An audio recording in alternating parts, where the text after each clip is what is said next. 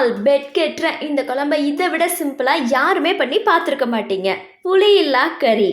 இது ஆல்ரெடி நம்ம சேனல்லே அப்லோட் பண்ணியிருக்கிறேன். ஆனால் அதை விட சிம்பிளாக இந்த வீடியோ இருக்கும். முருங்கைக்காயில் மஞ்சப்பொடி, வத்தப்பொடி, மிளகு பொடி போட்டு முங்குற அளவுக்கு தண்ணி விட்டு ஒரு விசில் வச்சு எடுத்துக்கலாம். இதை நம்ம நார்மலாக கொதிக்க கூட வைக்கலாம். ஆனால் உமா உணவகத்தில் எல்லாம் டப்பு டிப்புன்னு நடக்கணுங்கிறதுனால விசில் வச்சாச்சு. இப்போ ஒரு பேஸ்ட்டுக்கு 4-5 சின்ன வெங்காயம், 3 பல் பூண்டு, ஒரு 2 ஸ்பூன் ஜீரகம், ஒரு 2 கொத்து, கையில் 2 கொத்து தேங்காய் போட்டு அரைச்சி ஒரு பேஸ்ட் ஆக்கி எடுத்துக்கலாம். இங்கிட்ட விசில் போகிற வரைக்கும்லாம் நான் வெயிட் பண்ண மாட்டேன். மேலே கொஞ்சோண்டி தண்ணி ஊற்றி விட்டால் அதுவே ஈஸியாக அடங்கிரும். அப்படி ஓப்பன் பண்ணிவிட்டு தாராளமாக முருங்கைக்கீரை ஒரு 2 கை நிறைய கொத்து அள்ளி போட்டு அதோட ஒரு 50 கிராம் அளவு பாசிப்பருப்பு ஆல்ரெடி 2 விசில் மட்டும் வச்சு எடுத்துருக்கிறேன்.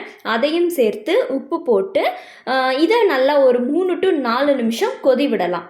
அப்படி விட்டதுக்கு அப்புறமா நம்ம ஏற்கனவே அரைச்சி வச்சுருந்தோம் இல்லையா, அந்த பேஸ்ட்டையும் போட்டு ஒரு 2 நிமிஷம் நல்லா கொதிக்க விட்டுறணும். அப்புறமா புளிப்பு தெரிஞ்சிடக்கூடாதுங்கிறதுனால கடைசி ஸ்டேஜில் ஒரு சின்ன சைஸ் தக்காளியை 4 துண்டாக வெட்டி போட்டு 2 நிமிஷம் கொதி விட்டா குழம்பு முடிஞ்சது. தாளிப்புக்கு கடுகு, வெந்தயம், சீரகம், கருவேப்பிலை, காயம் மட்டும் போட்டு சுடுசோறில் இந்த குழம்பை ஊற்றி கொடுத்தா முருங்கைக்கீரையே பிடிக்காதவங்க கூட இன்னும் தாங்கன்னு கேட்பாங்க. ட்ரை பண்ணி பாருங்க. இந்த வீடியோ பிடிச்சிருந்தா என்னை நம்பி சப்ஸ்கிரைப் பண்ணுங்க. தரமான videos waiting. Until then, Tata.